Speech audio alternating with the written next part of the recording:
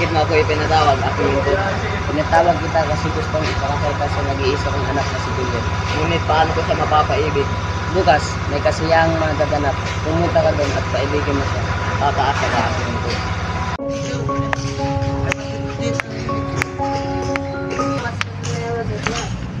Kamusta, aking pinsan? Kumanda nga pala ako, pinsan. Tilay, parang ikaw yung ibig na aking pinsan. Oo, nakakatama isipin pero oo, kay Juliet. Isang Capulet, ikaw ba'y nahihibang na aking pinsan? Ngunit mahal na mahal ko siya at gusto ko siyang makita. Sa ngayon, wala akong magagawa sa iyong desisyon. Pero matutuwa ka, sasabihin ko ngayon dahil may isang kasiyahang magaganap sa bahay ng Capulet. Oo ba? Kailan? Mamaya, bago magabi. Tara, mag-ayos na tayo. Naghanda si Romeo upang pumunta sa kasiyahan.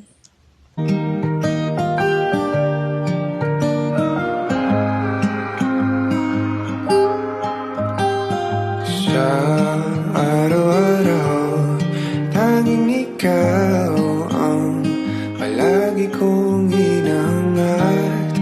Laging tanaw sa'yo ang ilaw na nagsisilbi kong liwanag.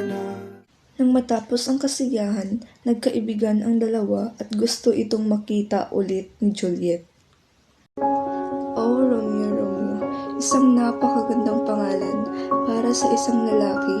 Bagay na bagay sa kanyang mapupungay na mata at matangos na ilong.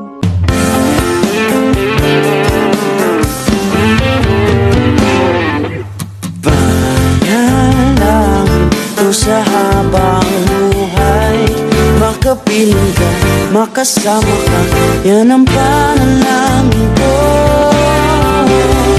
At hindi papaya ang pusong ito. Napagplanuhan ng dalawa, pakasal na lang sila nang walang nakakaalam.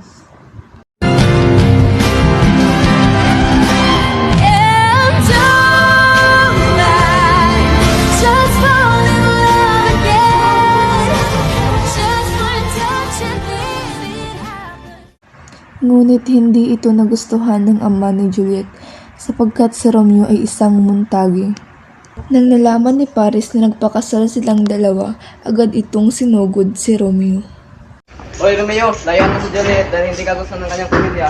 Hindi ko lalayo si Juliet dahil mahal naman ako siya at wala kang magagawa sa misin ko. Agamin pa?